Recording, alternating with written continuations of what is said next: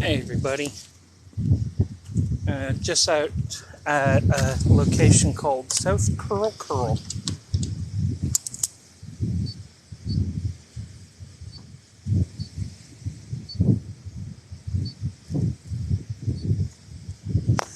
So yes, give me 1 second and I'll show you all the view.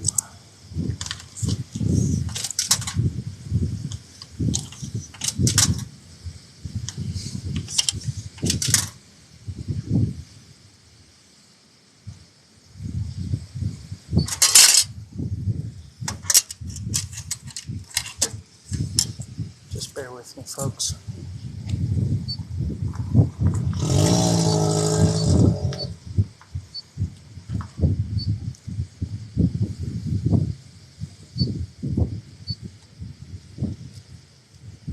Welcome to the live.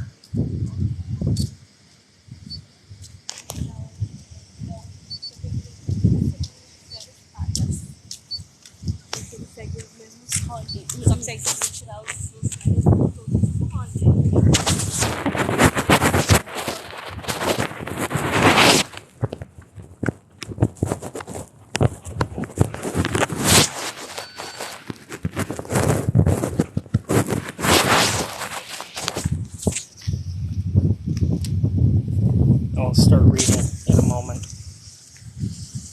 But I just want to share this with you guys. So, that is my view today.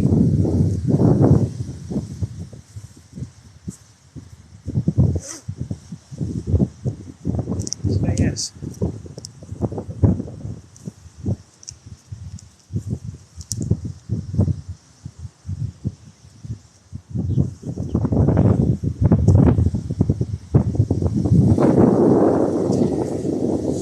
We are on the northern beaches of Sydney.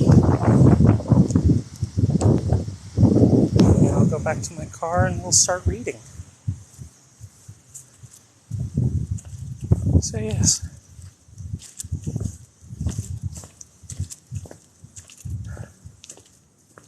It is a beautiful day today.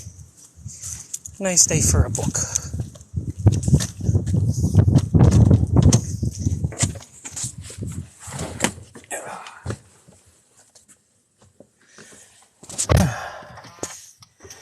Let's get the aircon going.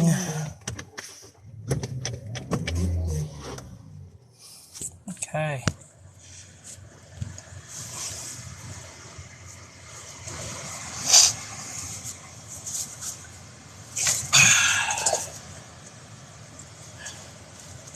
Just bear with me for a few more seconds, folks, while I get this out. Okay. Oh, it is a little warm today.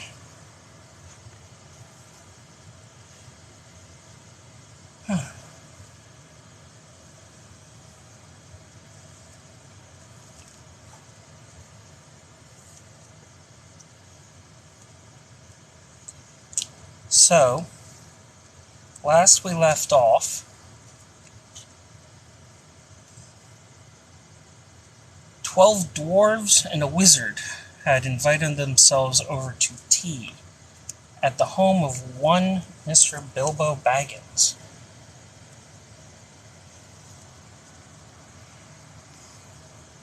And the last words that we were left with was from Thorn himself. I like 6 eggs with my ham when starting on a journey. Fried, not poached, and mind you don't break them. After all the others had ordered their breakfasts without so much as a please, which annoyed Bilbo very much, they all got up.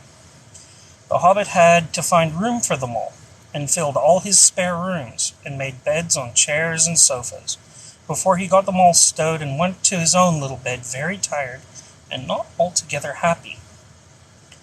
One thing he did make his mind up about was not to bother to get up very early and cook everybody else's wretched breakfast.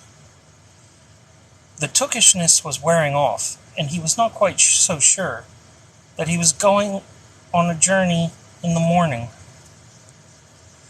As he lay in bed, he could hear Thorn still humming to himself in the best bedroom next to him. Far over the misty mountains cold, to dungeons deep and caverns old, we must away ere break of day to find our long-forgotten gold. Bilbo went to sleep with that in his ears, and it gave him very uncomfortable dreams. It was long after break of day when he woke up.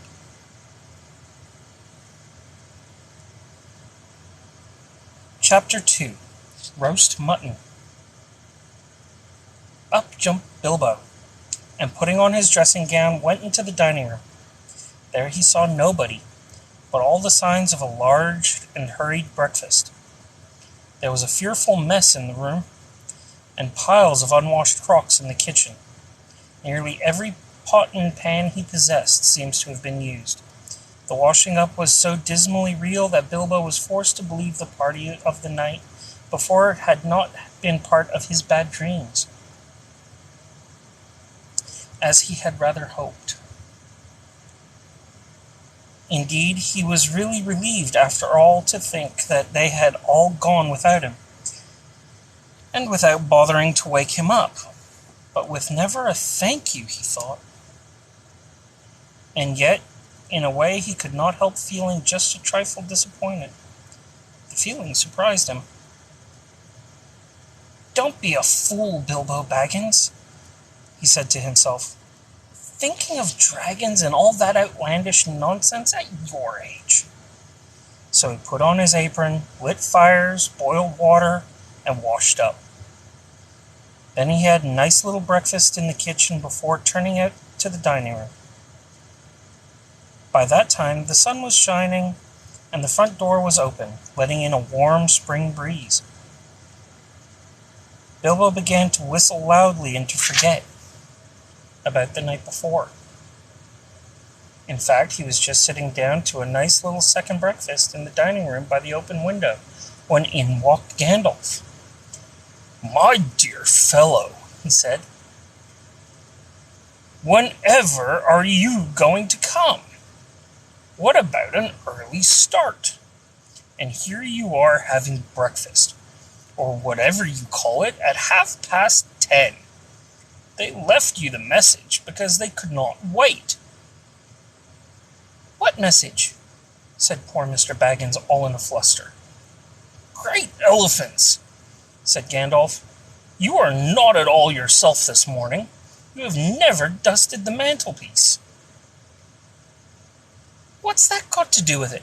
I've had enough to do with washing up for 14. "If you had dusted the mantelpiece, you would have found this just under the clock," said Gandalf, handing Bilbo a note, written, of course, on his own paper. This is what he read. "Thorn and Company to Burglar Bilbo, greeting. For your hospitality, our sincerest thanks, and for your offer of professional assistance, our grateful acceptance. Terms: cash on delivery, up to and not exceeding 1/14 of total profits, if any. I'm reading The Hobbit in my car. All traveling expenses guaranteed in any event. Funeral expenses to be defrayed by us or our representatives, if occasion arises and the matter is not otherwise arranged for. Thinking it unnecessary to disturb your esteemed repose, we have proceeded in advance to make requisite preparations, and shall await your respected person at the Green Dragon Inn, Bywater, at 11 a.m. sharp, trusting that you will be punctual. We have the honor to remain, yours deeply, Thorn and Co.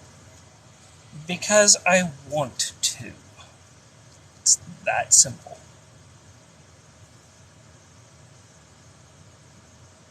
That leaves you just 10 minutes.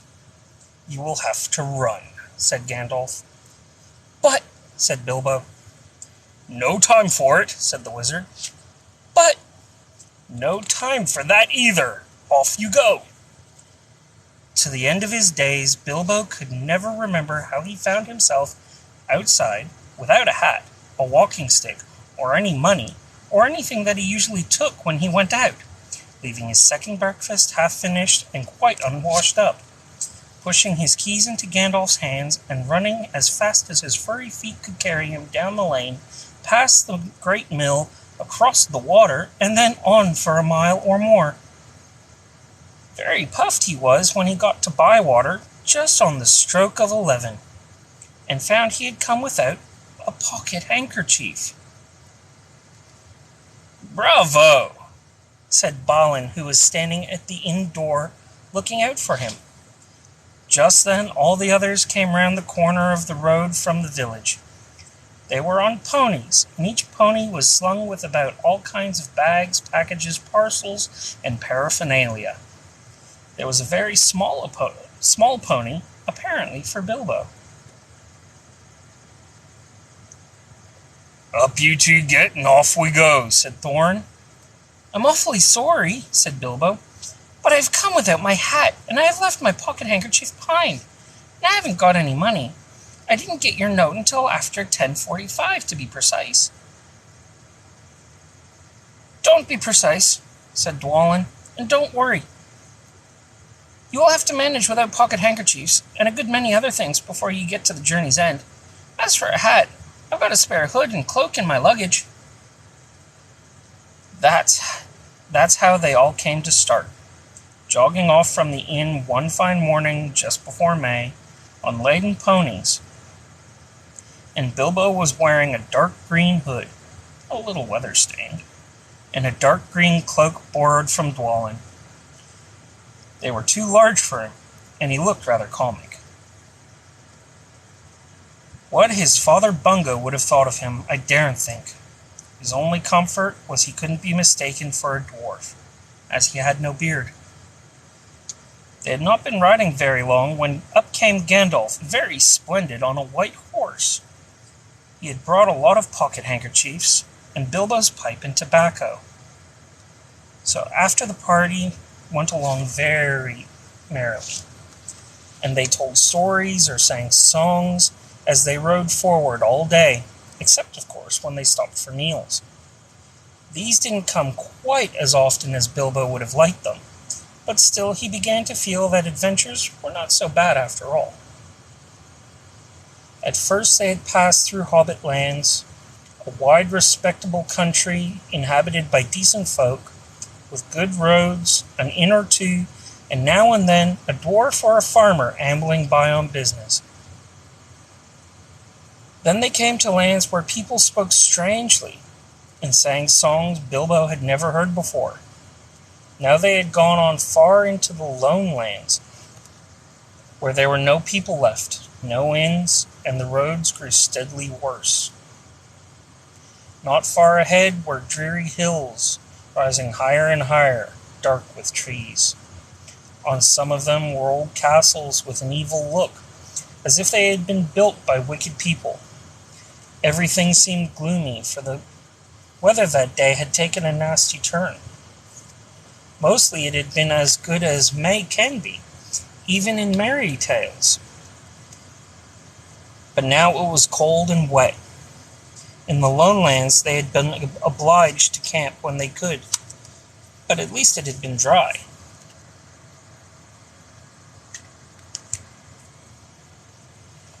To think it will soon be June, grumbled Bilbo, as he splashed along behind the others in a very muddy track. It was after tea time. It was pouring with rain, and had been all day. His hood was dripping into his eyes, his cloak was full of water, the pony was tired and stumbled on stones, the others were too grumpy to talk.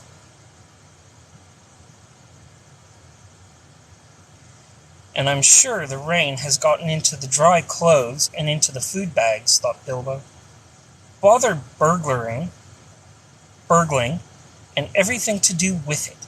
I wish I was at home in my nice hole by the fire, with the kettle just beginning to sing. It was not the last time that he wished that. Still the dwarves jogged on, never turning round or taking any notice of the hobbit. Somewhere behind the grey clouds the sun must have gone down, for it began to get dark as they went down into a deep valley with a river at the bottom. Wind got up, and willows along its banks bent and sighed. Fortunately, the road went over an ancient stone bridge, for the river, swollen with the rains, came rushing down from the hills and mountains in the north. It was early night when they had crossed over. The wind broke up the grey clouds, and a wandering moon appeared above the hills.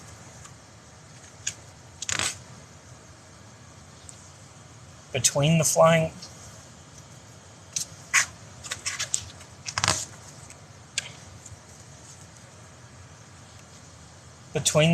rags. Then they stopped, and Thorin muttered something about supper. And where shall we get a dry patch to sleep on? Not until then did they notice that Gandalf was missing.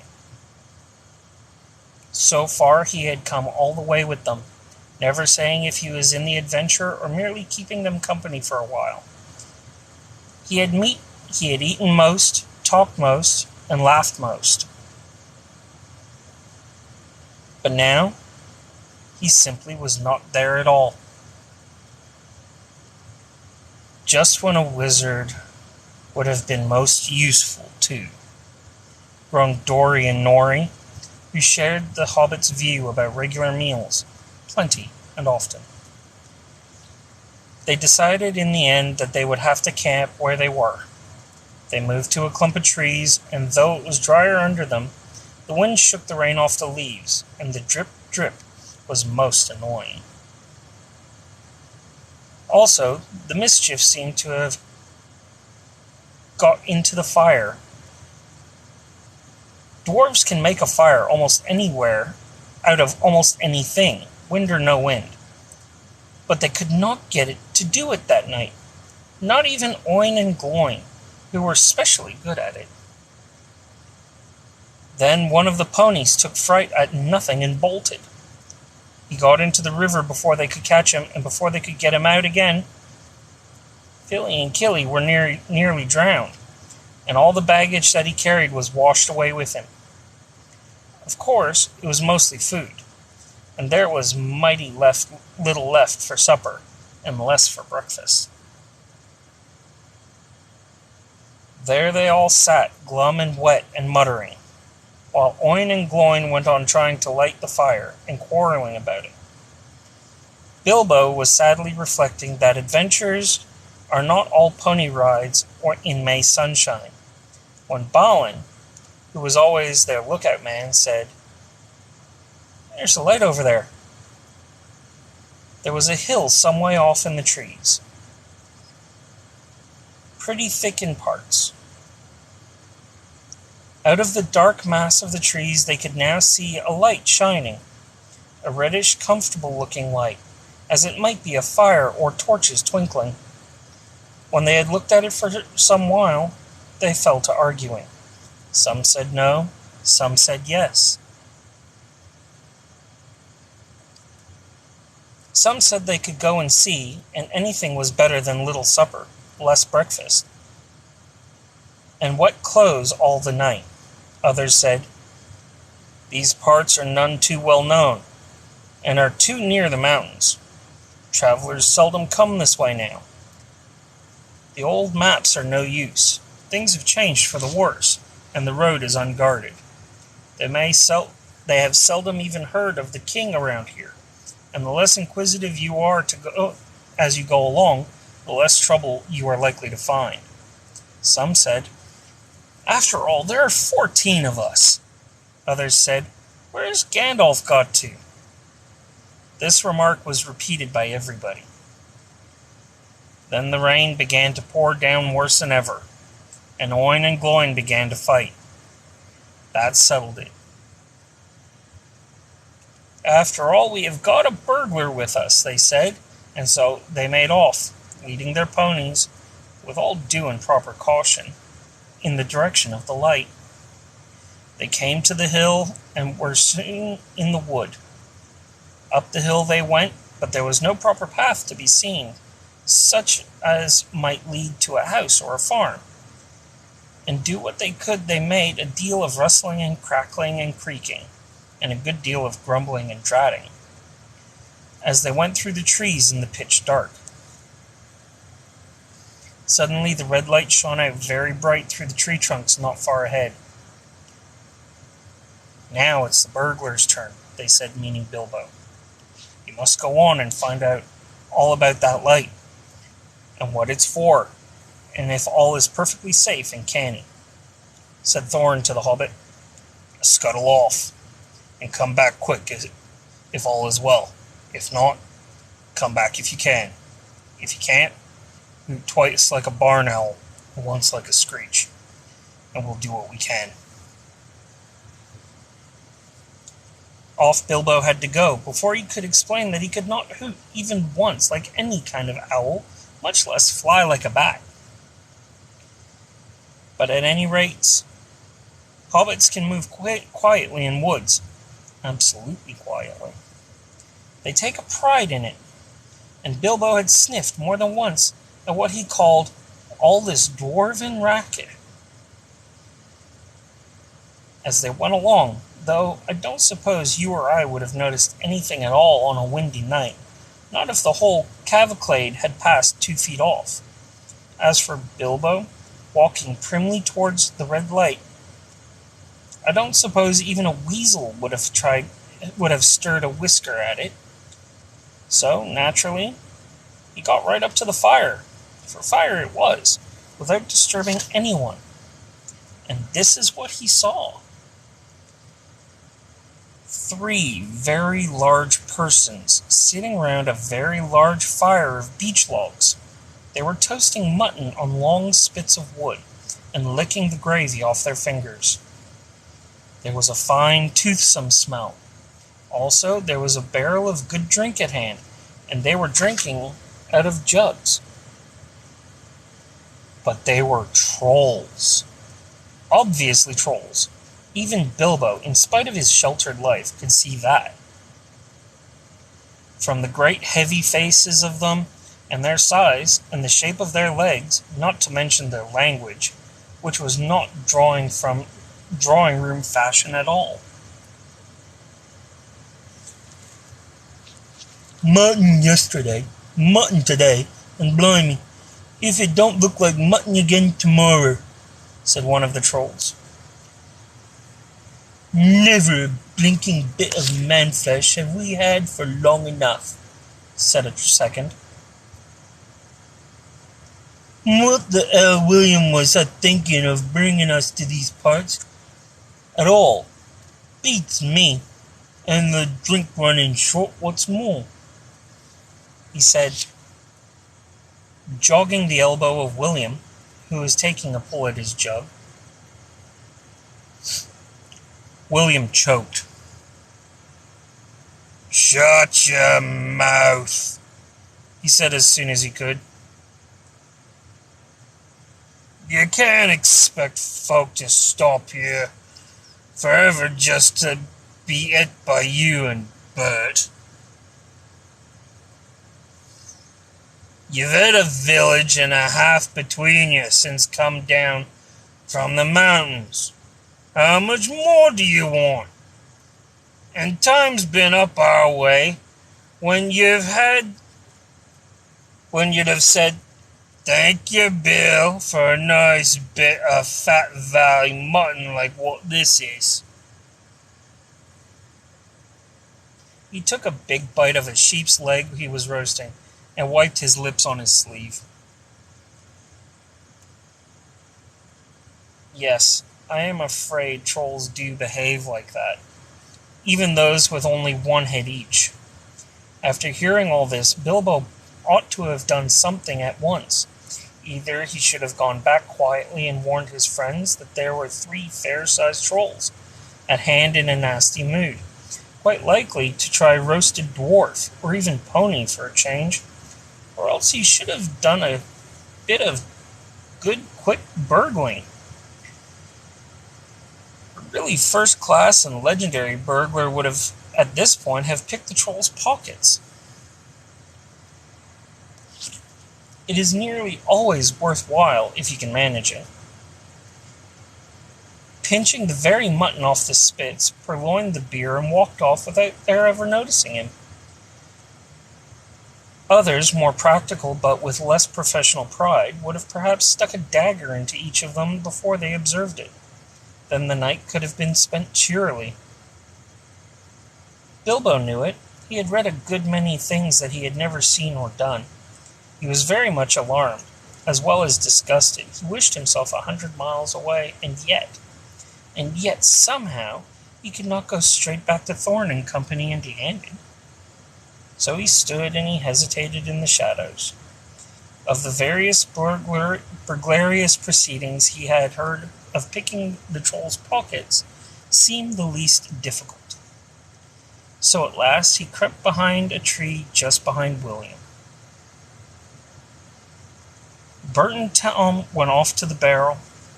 William was having another drink. Then Bilbo plucked up the courage and put his little hand in William's enormous pocket. There was a purse in it, as big as a bag to Bilbo. Ha! Thought he, warming to his new workout as he lifted it carefully out. This is a beginning. It was. Trolls' purses are the mischief, and this was no exception. Yeah, who are you? It squeaked as it left the pocket, and William turned round at once and grabbed Bilbo by the neck, before he could tuck behind the tree. Blimey, Bert, look what I've copped, said William. What is it? Said the others, coming up.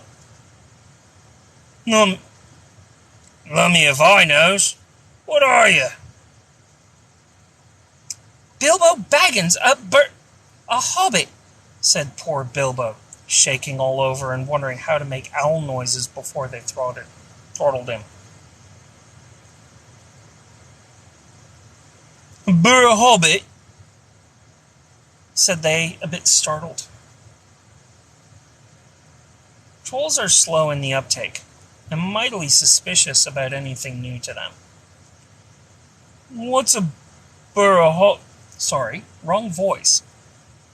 What's a hobbit got to do with my pocket, anyways? Said William. And can you cook 'em? Said Tom. Well, you can try, said Bert, picking up a skewer. He wouldn't make above a mouthful, said William, who had already had a fine supper. Not when he's skinned and boned.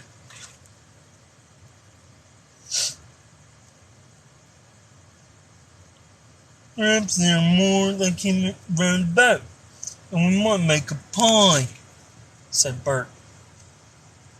Here, you. Are there any more of your sort of sneaking in these here woods? You nasty little rabbit, he said, looking at the hobbit's furry feet, and he picked him up by the toes and shook him. Yes, a lot, said Bilbo before he remembered not to give his friends away. No, none at all. Not one, he said immediately afterwards. What do you mean? Said Bert, holding him right way up, by the hair this time. What I say? And please don't cook me, kind sirs. I am a good cook myself, and cook better than I cook. If you see what I mean. I'll cook beautifully for you, and perfectly beautiful breakfast for you, if you only won't have me for supper. Poor little blighter, said William. He had already had as much supper as he could hold. He also had a lot of beer. Poor little blighter. Let him go. Not till he says what he means by lots and none at all. I don't want to have me throat cut in me sleep. Hold his toes in the fire till he talks. I won't have it, said William. I caught him anyway. You're a fat fool, William, and I said a fool this evening. And you're allowed. And I won't take that from you, Bill Huggins, said Bert, and put his fist in William's eye. There was a gorgeous row. Bilbo had just enough wits left when Bert dropped him on the ground to scramble out of the way of their feet, before they were all fighting like dogs, and calling one another all sorts of perfectly true and applicable names in very loud voices. Soon they were locked in one another's arms, and rolling nearly into the fire, kicking and thumping, while Tom whacked at them both with a branch to bring them to their senses. And that, of course, only made them madder than ever. That would have been the time for Bilbo to have left.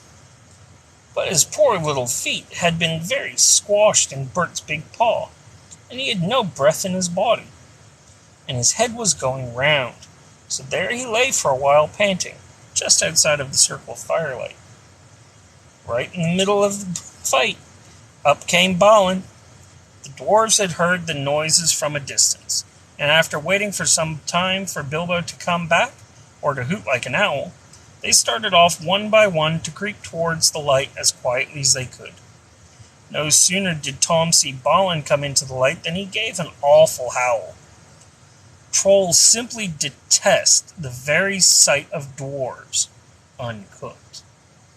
And Bert and Bill stopped fighting immediately, and "A sack, Tom, quick!" they said, before Balin, who was wondering where in all this commotion Bilbo was, knew what was happening.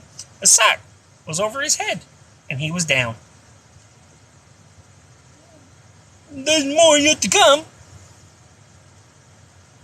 said Tom, "or I'm mighty mistook. Lots and none at all it is," he said. "No bear hobbits, but lots of these here dwarfs. That's about the shape of it." "I reckon you're right," said Bert, "and we'd best get out of the line." And so they did. With sacks in their hands that they used for carrying off mutton and other plunder, they waited in the shadows. As each dwarf came up and looked at the fire and the spilled jugs and the gnawed mutton in surprise, pop went a nasty-smelling sack over his head, and he was down. Soon Dwalin lay by Balin, and Killy and Filly lay together, and Dory, Nori, and Ori all in a heap, and Oin and Gloin and Bifur and Bomber and Boffer piled uncomfortably near the fire. "That'll teach 'em," said Tom, for Bifur and Boffer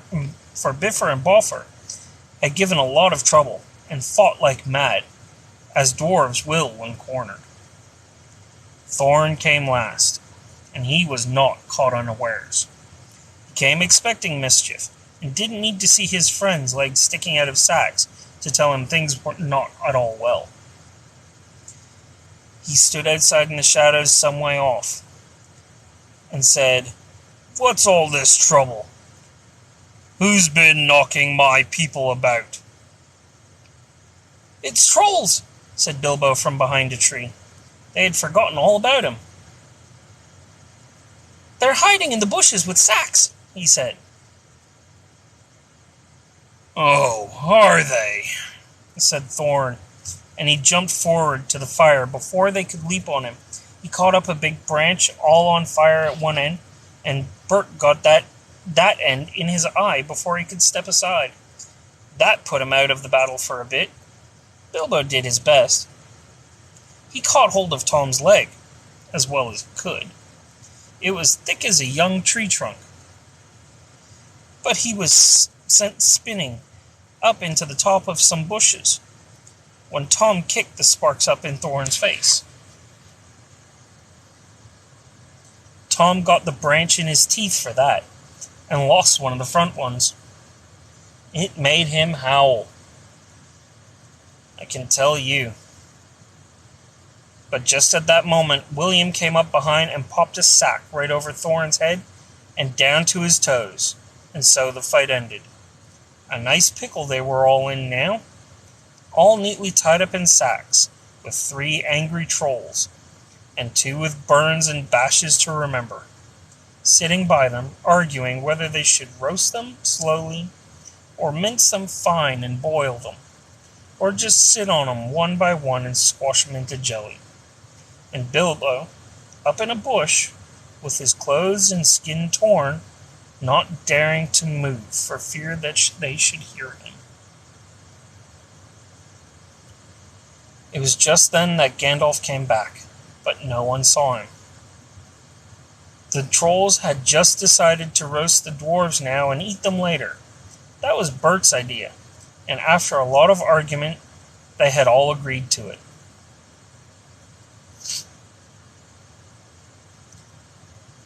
"No good roasting 'em now. It'd take all night," said a voice. Bert thought it was William's. "Don't start the argument all over again, Bill," he said, "or it will take all night." "Oh, thanks for the coffee." "Who's arguing?" said William, who thought it was Bert that had spoken. "You are." "You're a liar," said William. So the argument began all over again. In the end, they decided to mince them fine and boil them. So they got a great black pot, and they took out their knives.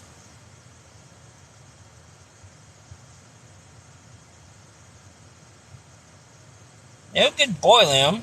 We ain't got no water, and it's a long way to the well and all," said a voice.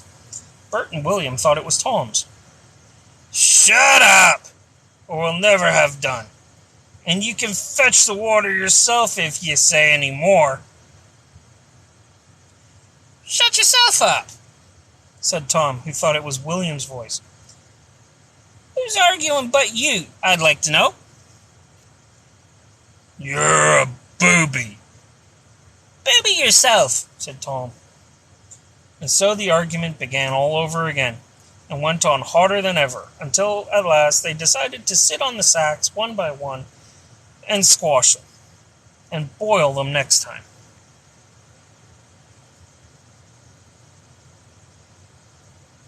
"Who shall we sit on first?" said the voice. "Better sit on the last fellow first," said Bert, whose eye had been damaged by Thorin. He thought Tom was talking. "Don't talk to yourself," said Tom. "But if you want to sit on the last one, sit on him. Which is he?" "The one with the yellow stockings," said Bert. "Nonsense, the one with the grey stockings," said a voice like William's. "I made sure it was the yellow."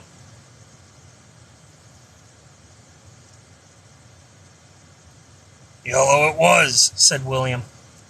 "Then what did you say it was grey for?" said Bert. "I never did. Tom said it." "That I never did," said Tom. "It was you." 2 to 1, so shut your mouth.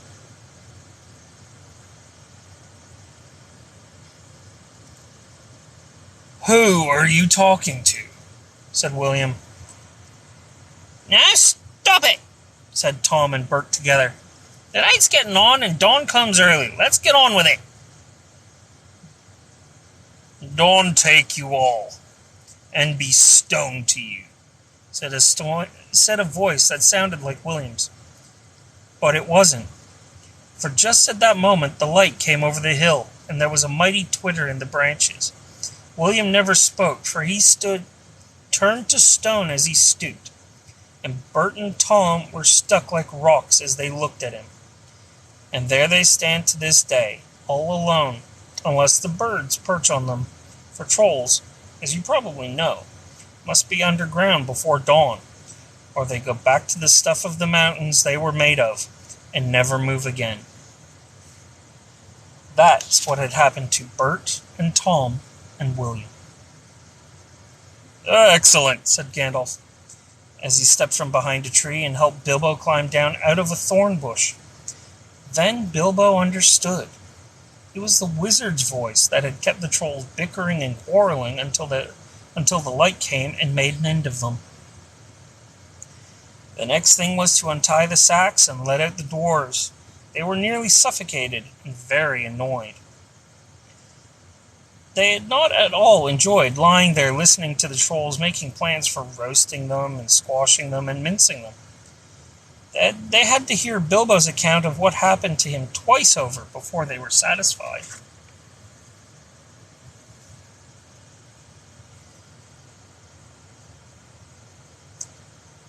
"Silly time to go practicing pinching and pocket-picking," said Bombur, "when what we wanted was fire and food.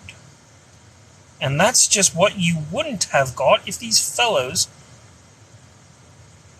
And that's just what you wouldn't have got of these fellows without a struggle in any case," said Gandalf. "Anyhow, you are wasting time now.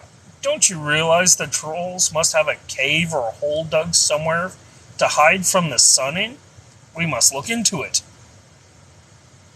They searched about and soon found the marks of trolls' stony boots, going away through the trees. They followed the tracks up the hill until, hidden by bushes, they came on a big door of stone leading to a cave. But they could not open it, not though they all pushed while Gandalf tried various incantations. "Would this be any good?" asked Bilbo when they were getting tired and angry. "I found it on the ground where the trolls had their fight." He held out a largish key, though no doubt William had thought it very small and secret. It must have fallen out of his pocket, very luckily, before he was turned to stone. "Why on earth didn't you mention it before?" they cried. Gandalf grabbed it and fitted it into the keyhole. Then the stone door swung back with one big push, and they all went inside. There were bones on the floor, and a nasty smell was in the air. But there was a good deal of food jumbled carelessly on shelves and on the ground, among an untidy litter of plunder, of all sorts, from brass buttons to pots full of gold coins standing in a corner. There were lots of clothes, too, hanging on walls. Too small for trolls. I'm afraid they belonged to their victims. And among them were several swords of various makes, shapes, and sizes. Two caught their eyes particularly, because of their beautiful scabbards and jeweled hilts. Gandalf and Thorin each took one of these, and Bilbo took a knife in a leather sheath. It would have made only a tiny pocket knife for a troll, but it was as good as a short sword for the hobbit. "These look like good blades," said the wizard, half drawing them and looking at them curiously. "They were not made by any troll, nor by any smith among men in these parts and days. But when we can read the runes on them, we shall know more about them." "Oh, let's get out of this horrible smell," said Philly. So they carried out the pots of coins and such food as was untouched and looked fit to eat. Also one barrel of ale, which was still full. By that time they felt like breakfast, and being very hungry, they did not turn their noses up at what they had got from the troll's larder. Their own provisions were scanty. Now they had bread and cheese and plenty of ale, and bacon to toast in the embers of the fire. After they slept, for the night had been disturbed, and they did nothing more till afternoon. Then they brought up their ponies and carried away the pots of gold, buried them very secretly not far from the track by the river, putting a great many spells over them, just in case they ever had a chance to come back and recover them. When that was done, they all mounted once more and jogged along again in the path towards the east.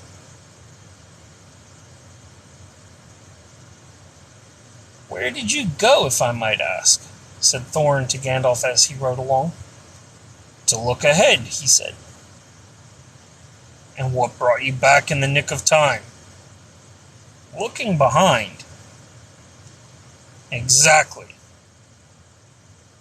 But could you be more plain?" "I went to spy out our road. It will soon become dangerous and difficult. Also, I was anxious about replenishing our small stock of provisions. I had not gone very far, however, when I met a couple of friends of mine from Rivendell." "Where's that?" asked Bilbo. "Don't interrupt. You will get there in a few days now, if we're lucky, and find out all about it. As I was saying, I met two of Elrond's people. They were hurrying along for fear of the trolls. It was they who told me that 3 of them had come down from the mountains and settled in the woods not far from the road. They had frightened everyone away from the district, and they waylaid strangers. I immediately had a feeling that I was wanted back. Looking behind, I saw a fire in the distance and made for it. So now you know. Please be more careful next time, or we shall never get anywhere." "Thank you," said Thorn. Chapter 3. A Short Rest. Let's actually take a quick pause here and have a look at how many people are in here. Ooh, 126 views. Thank you all for joining. It's greatly appreciated. Oh, thank you for the ice cream, River Possum. Oh, wrist gets a little stiff if I don't move it after a while.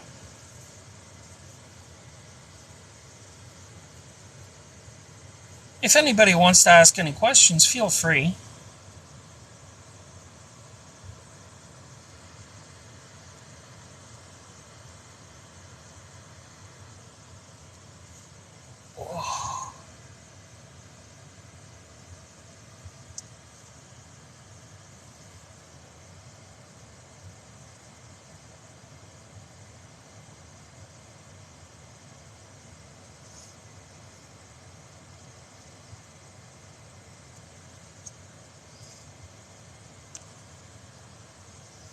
Oh.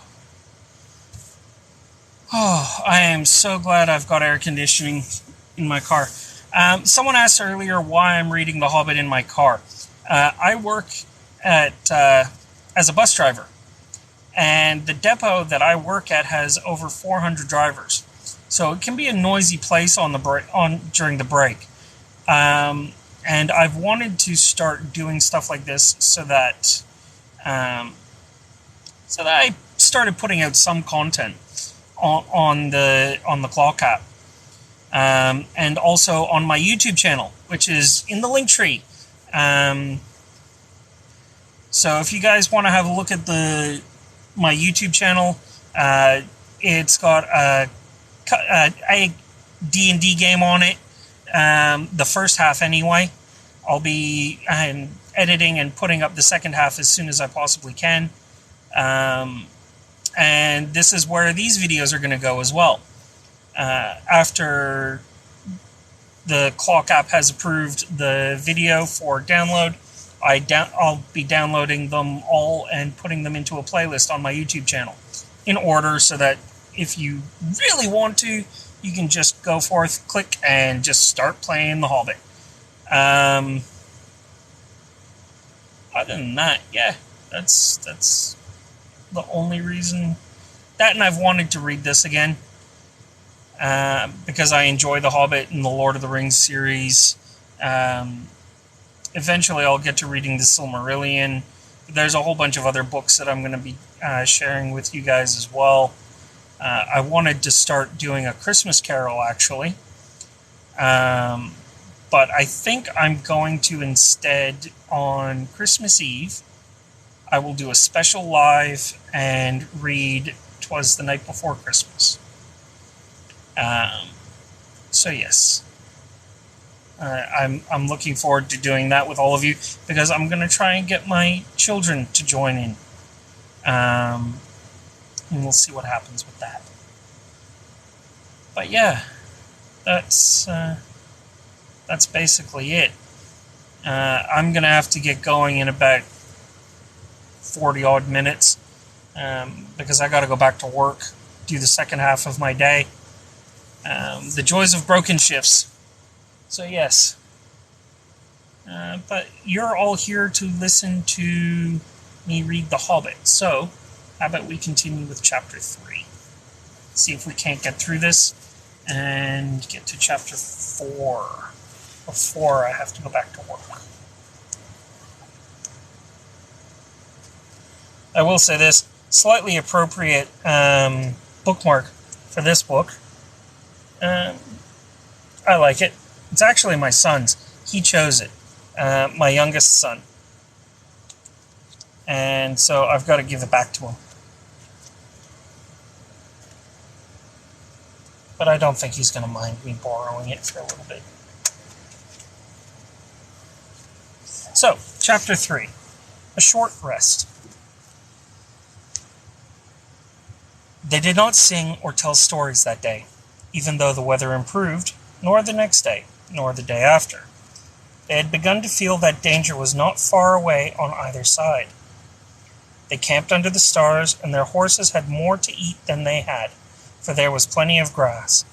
But there was not much in their bags, even with what they had got from the trolls. One morning they forded a river at a wide and shallow place full of the noise of stones and foam. The far bank was steep and slippery.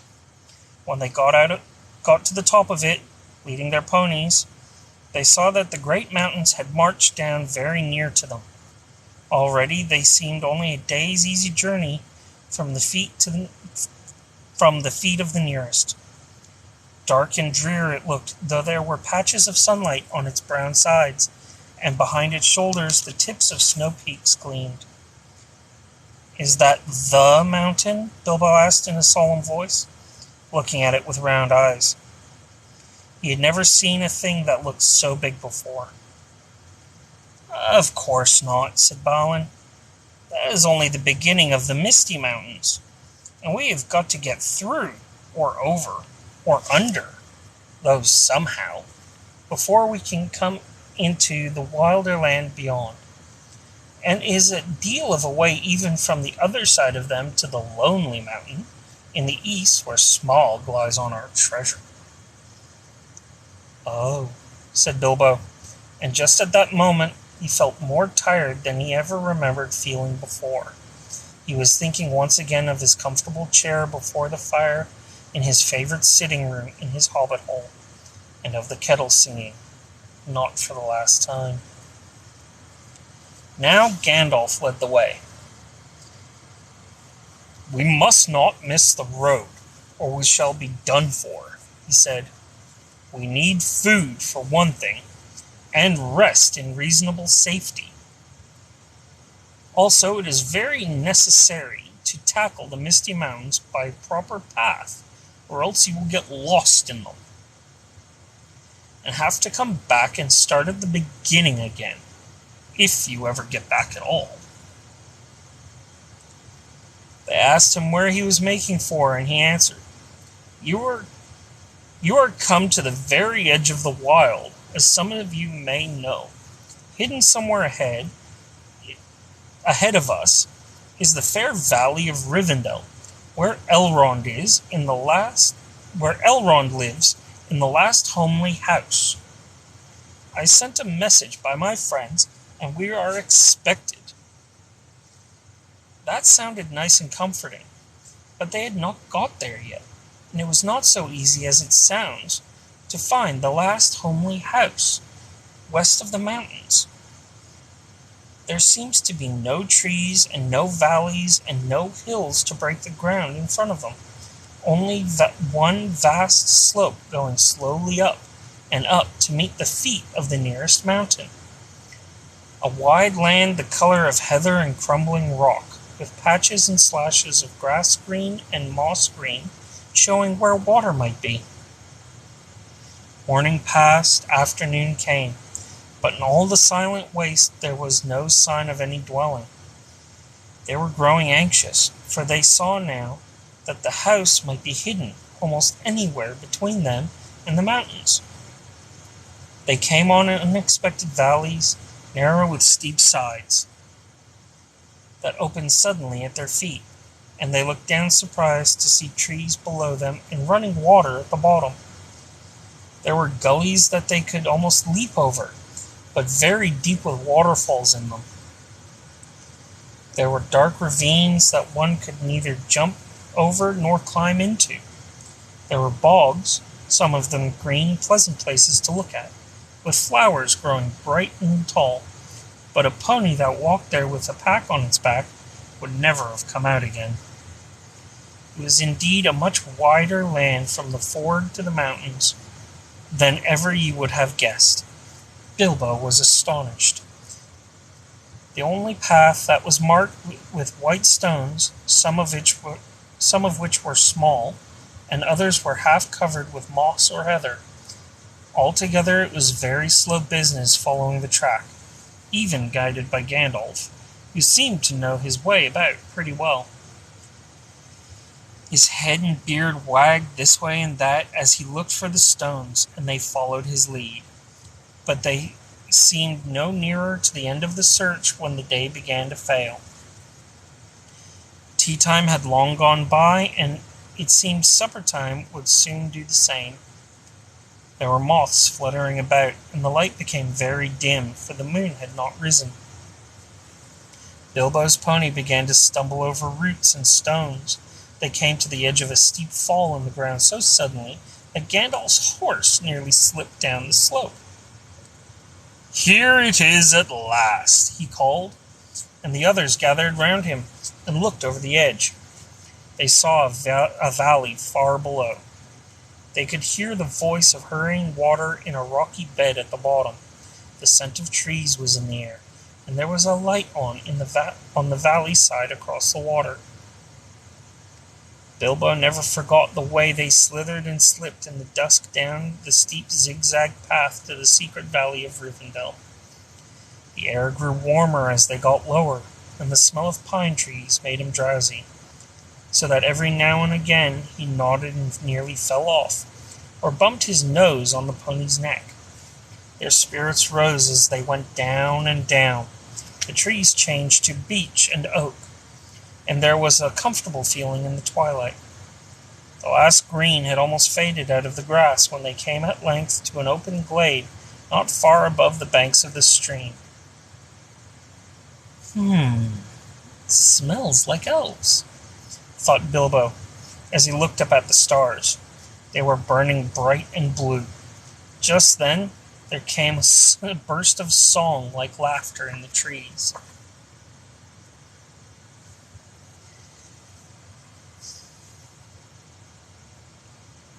"Oh, what are you doing? Oh, where are you going? Your ponies need shoeing, the river is flowing. Oh, tra-la-la-lally, here down in the valley.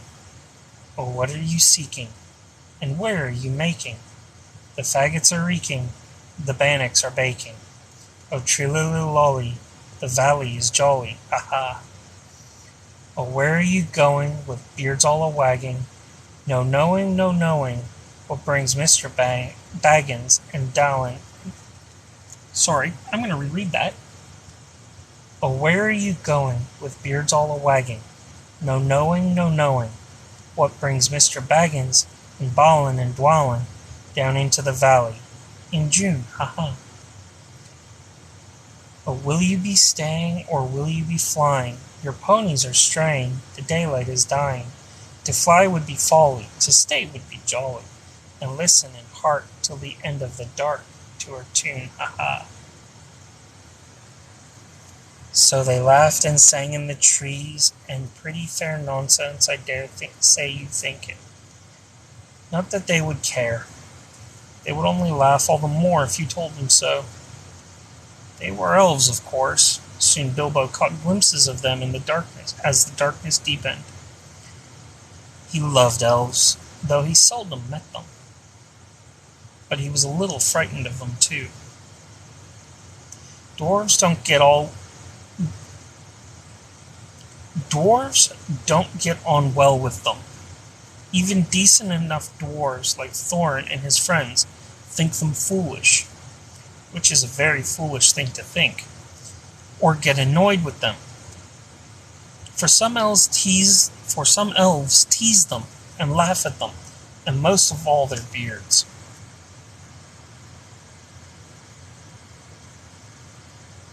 Well, well, said a voice. Just look, Bilbo the Hobbit on a pony, my dear. Isn't it delicious? Then off they went into another song as ridiculous as the one I have written down in full. At last a tall young fellow came out of from the trees and bowed to Gandalf and to Thorin. Welcome to the valley, he said. Thank you, said Thorin a bit gruffly. But Gandalf was already off his horse and among the elves, talking merrily with them. You are a little out of your way, said the elf. That is, if you are making for the only path, across the water, and to the house beyond, we will set you right, but you had best get on foot until you are over the bridge. You are going to stay a bit and sing with us, or will you go straight on? Supper is preparing over there, he said. I can smell the wood fires for the cooking. Tired as he was, Bilbo would have liked to stay a while. Elvish singing is not a thing to miss, in June, under the stars. Not if you care for such things. Also, he would have liked to have a few private words with these people that seemed to know his names and all about him, although he had never seen them before. He thought their opinion of his adventure might be interesting. Elves know a lot and are wondrous folk for news, and know what is going on among the peoples of the land, as quick as water flows, or quicker. Oh, thanks for the roses. And the fairy bread. Oh God. I never got a taste for the stuff, although I've lived in Australia for 23 years. But the dwarves were all for supper, and as soon as possible just then, and would not stay. On they all went, leading their ponies, till they were brought to a good path, and not at last to the very brink of the river. It was flowing fast and noisily, as mountain streams do of a summer evening. When the sun has been all day on the snow far up above, there was only a narrow bridge of stone without a parapet, as narrow as a pony could well walk on, and over that they had to go, slow and careful, one by one, each leading his pony by the bridle.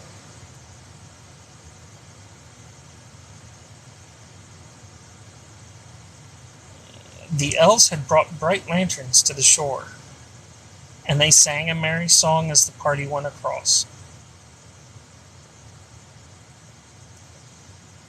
Don't dip your beard in the foam, father, they cried to Thorin, who was bent almost to his hands and knees. It's long enough without watering it. Mind, Bilbo doesn't eat all the cakes, they called. He is too fat to get through keyholes yet. Hush, hush, good people, and good night, said Gandalf, who came last. Valleys have ears, and some elves have over-merry tongues. Good night. And so at last they all came to the last homely house, and found its doors flung wide. Now it is a strange thing, but things that are good to have and days that are good to spend are soon told about, and not much to listen to. When things that are uncomfortable, palpitating, and even gruesome may make a good tale, and take a deal of telling anyway. They stayed long in that good house, 14 days at least, and they found it hard to leave. Bilbo would gladly have stopped there forever and ever, even supposing a wish would have taken him right back to his hobbit hole without trouble. Yet there is little to tell about their stay. The master of the house was an elf friend, one of those peoples whose father came into the strange stories before the beginning of history. The wars of the evil goblins and the elves and the first men in the north. In those days of our tale, there were still some people who had both elves and heroes of the north for ancestors. And Elrond, the master of the house, was their chief.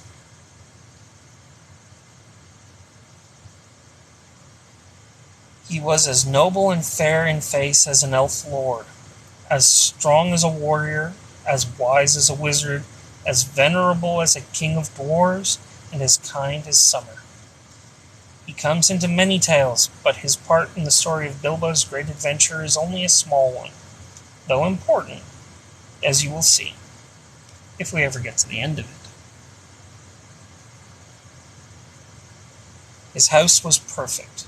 Whether you liked food or sleep or work or storytelling or singing or just sitting and thinking best, or a pleasant mixture of them all, evil things did not come into that valley. I wish I had time to tell you of even a few of the tales or one or two of the songs that they had heard in the house. All of them, the ponies as well, grew refreshed and strong in a few days there. Their clothes were mended as well as their bruises, their tempers and their hopes.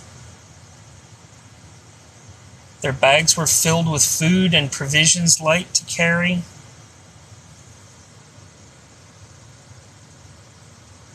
but strong to bring them over the mountain passes. Their plans were improved with the best advice. So time came to Midsummer's Eve, and they were to go on again with the early sun on midsummer morning. Elrond knew all about runes of every kind. That day he looked at the swords that they had brought from the troll's lair, and he said, "These are not troll make. They are old swords, very old swords of the high elves of the west, my kin. They were made in Gondolin for the goblin wars. They must have come from a dragon's horde or goblin plunder, for dragons and goblins destroyed that city many ages ago.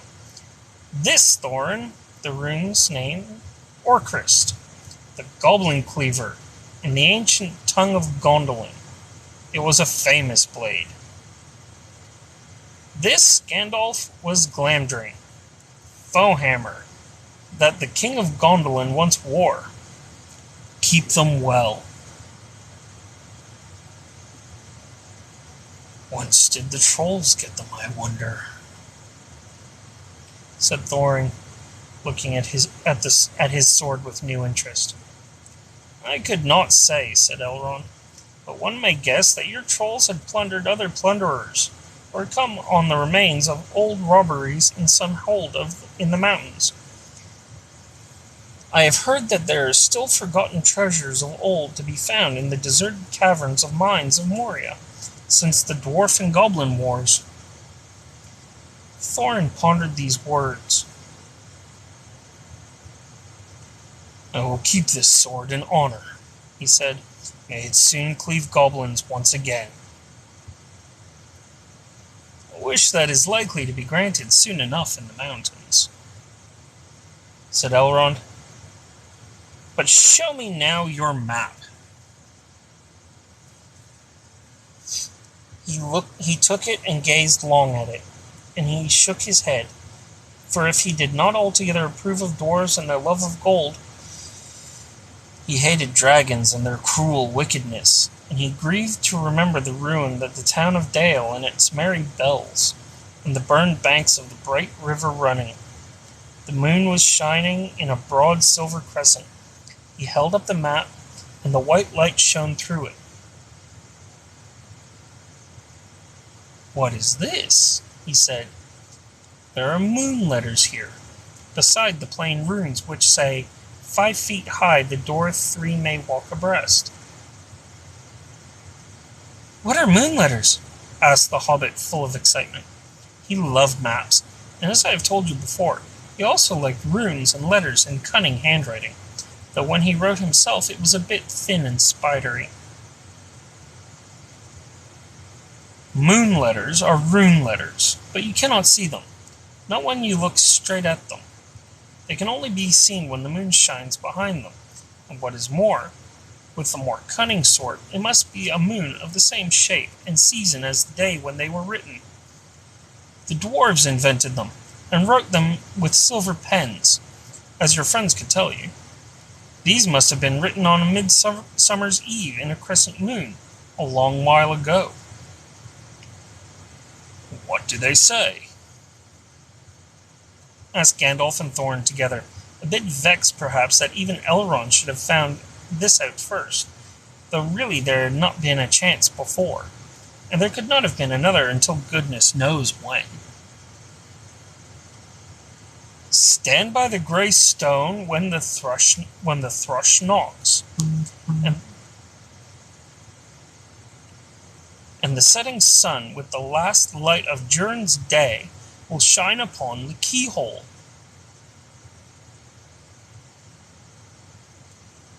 Durin, said Thorin. "He was the father of fathers, of the eldest race of dwarves, the Longbeards, and my first ancestor. I am his heir." "Then what is Durin's day?" "The first day of the dwarves' new year," said Thorin, "is as all should know the first day of the last moon of autumn on the threshold of winter. We still call it Durin's day, when the last moon of autumn and the sun are in the sky together. But this will not help us much, I fear, for it passes our skill in these days to guess when such a time will come again." "That remains to be seen," said Gandalf. "Is there any more writing?" "None to be seen by this moon," said Elrond, and he gave the map back to Thorin. And then they went to the water to see the elves dance and sing upon the midsummer's eve.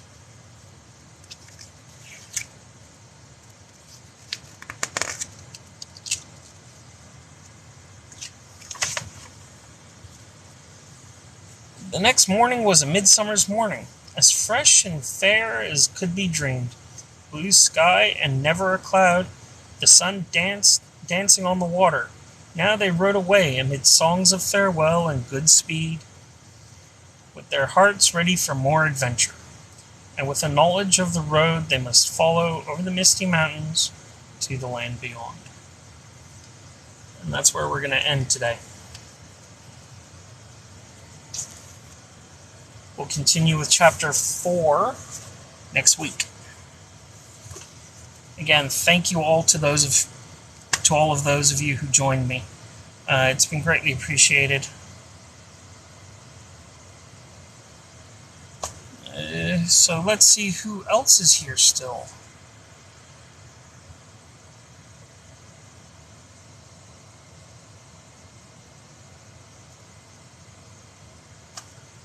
If anybody wants to go live with me, you're more than welcome to say hi. Oh, I don't have to go back to work for another 15 minutes yet. Ooh, stretch of the legs.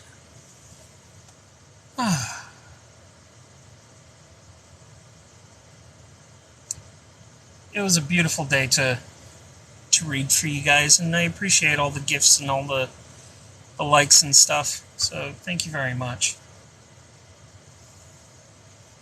I'm going to have a little bit of my lunch, which has been sitting here.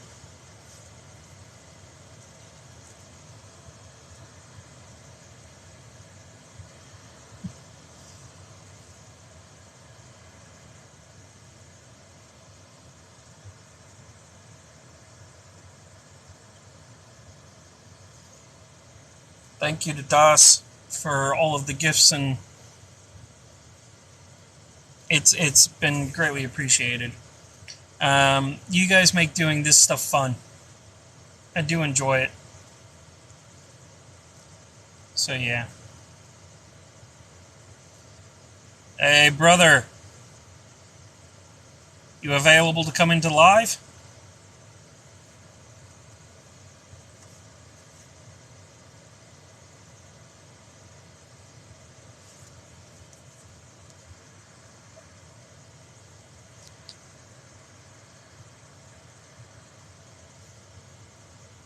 Why don't you send through a guest request? Join me live.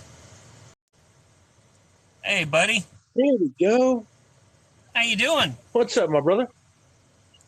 Nothing I'm doing all much. right. Oh, You just missed out on chapters 2 and 3 of The Hobbit.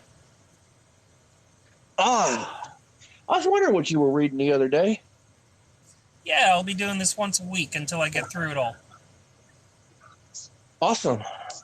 Doing it on your breaks?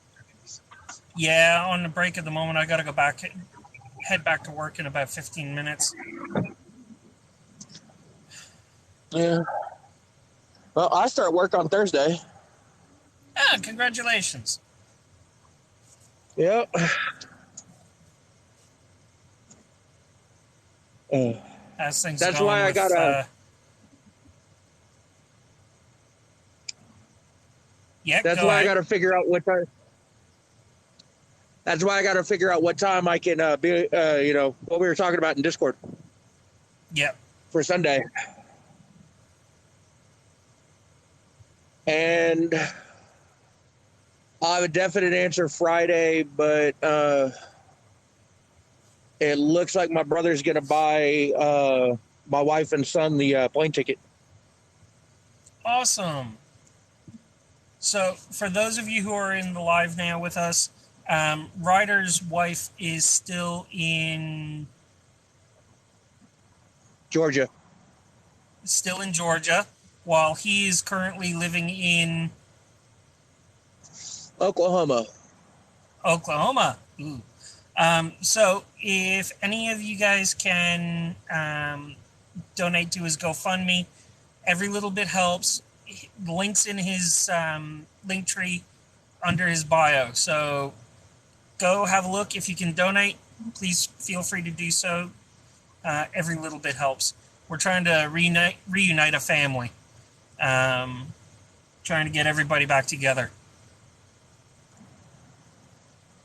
And I dare say Oh, Hunter misses his dad. oh yeah. Yeah, I know what that's like. My wife and I did that for 6 months while I was living over in Perth, and it was just absolutely insane until I got to hold my oldest and my wife again when I was doing that. Thank you for the coins. Thanks for that, Das. Greatly appreciated. So yeah.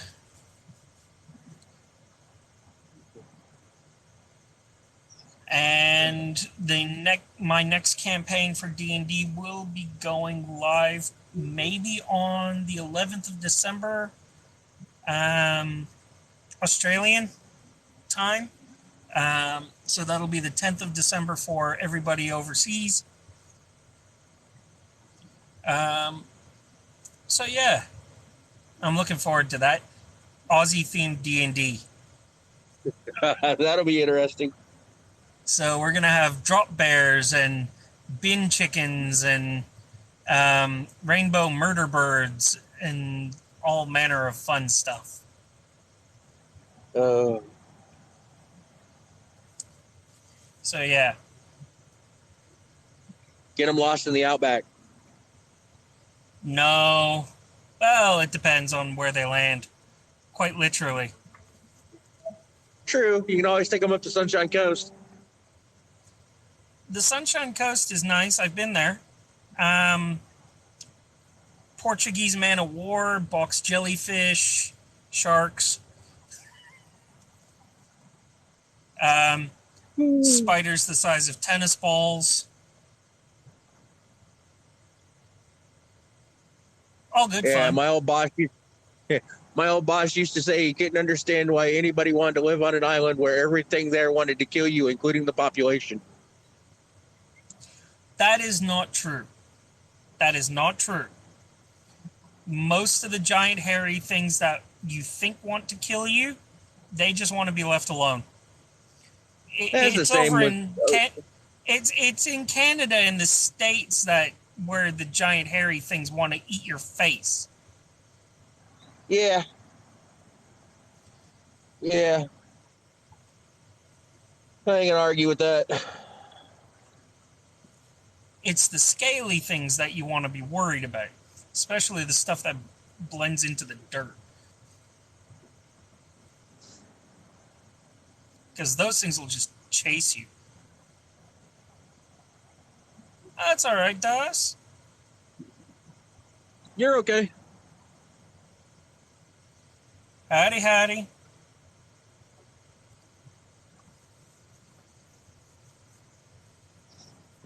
So yeah, let me just show you guys where I am at the moment. One more time. So this is an area called South Curl Curl. You always have beautiful views, man. Well, I'm lucky to work on the northern beaches.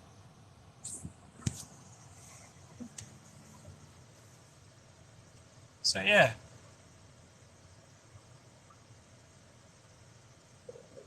I'm always glad to help. Like, I'll be doing it once a week for an hour or two. Now, I did promise to go live on Friday. Unfortunately, that's going to be kind of pushed away because I'm actually going to visit my dad because he's stuck in hospital. For those of you who Prayers for his don't know, well-being. my dad's actually got leukemia. So he's currently undergoing a bone marrow transplant, and he's been stuck in the hospital for about a month now. So Thoughts I and will prayers are with your be. family, man. It is what it is. There's no need to be sorry, anybody. The thoughts are appreciated. And I actually said this to my work today when my duty supervisor. Yes, I said the word duty. That always brings a smile to people's face. That always brings a smile to people's face.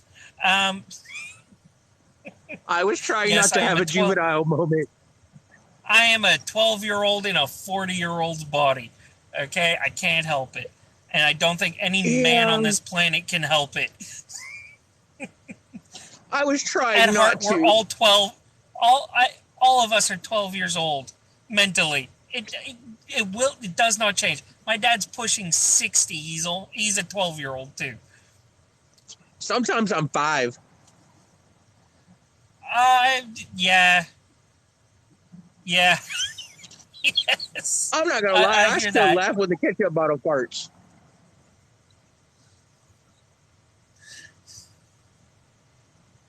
Come on, you do it too. No, I don't eat ketchup. I do it when the mustard bottle farts. Yeah.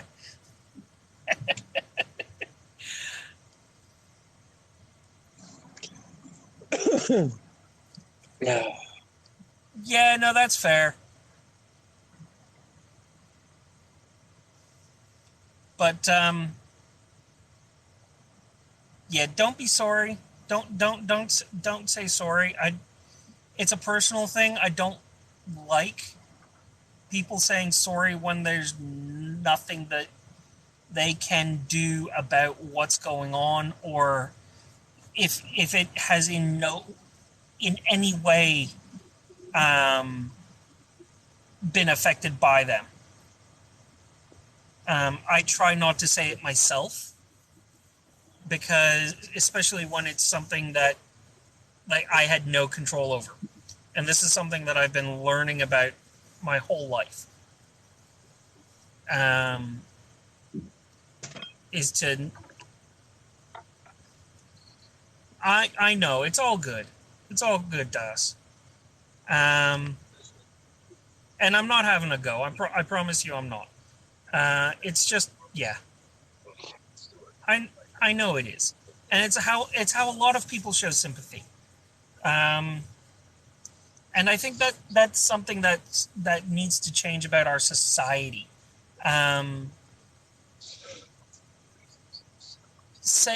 Because saying sorry is, while it can be appreciated, it can also sound patronizing. It can sound, hey Cole,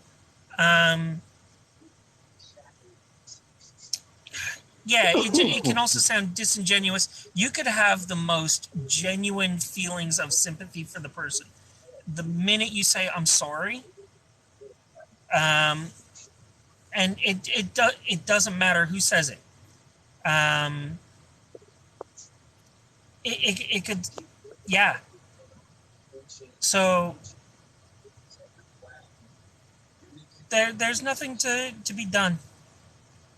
It's just something that I'm trying to help influence around the world. Stop saying sorry and see what you can actually do about it. If there's nothing, there's nothing. But yeah, no, Dad's feeling a little. Sorry, go ahead. That's generally why I stick with, situations like that. I usually say, my thoughts and well wishes are with your family. Yeah.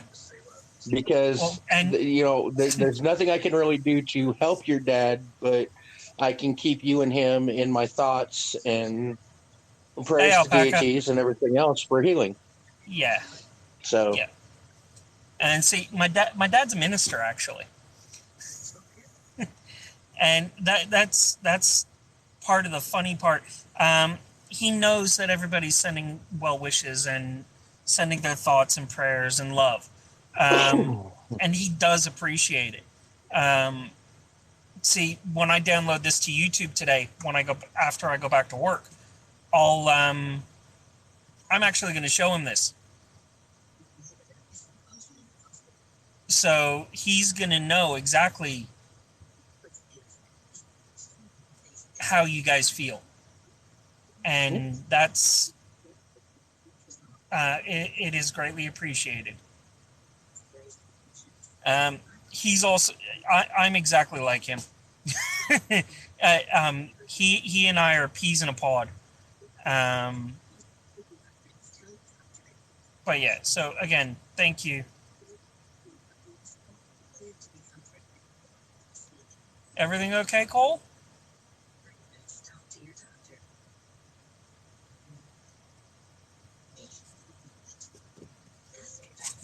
I hope everything's okay. Me too. And I've seen you lurking. Just normal chaos. I hear that. I saw you lurking in the live today, Alpaca. It's greatly appreciated.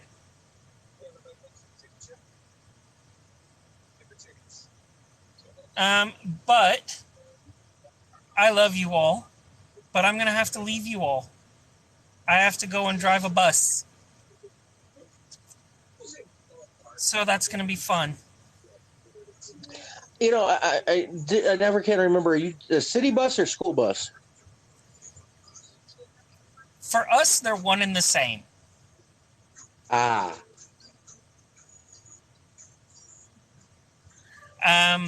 So basically, well, no longer a government. I no longer work for the government, unfortunately. My depot, my region, the region that I work on in Northern Beaches, which encompasses North Sydney, all the way up from basically the north side of the harbor, all the way up to a place called Palm Beach. Yes, we have our own Palm Beach. That encompasses 3 depots: North Sydney, Brookvale, and Mona Vale. I work at Brookvale. That was all taken over by a company called Keolis Downer. And so we are no longer government buses. We are now private company. But we are subcontracted to the government to provide buses for schools in the area. Okay. So when I get in the morning, they give me a list of runs that I have to do. Like this morning, I went from a place called Manly, which is near where I am now. It's actually behind me.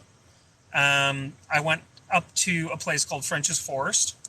From there, I went back to Manly by a roundabout way as a school run.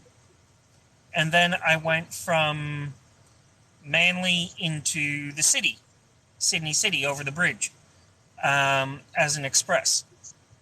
And then I came back, and I've been on my break ever since. Okay. Well, I'll let you get to work. Alrighty. Take it easy. Talk to you later, brother. And remember, everybody, love each other, respect each other. Always, always try to do better. Love you all. Talk to you soon. Later.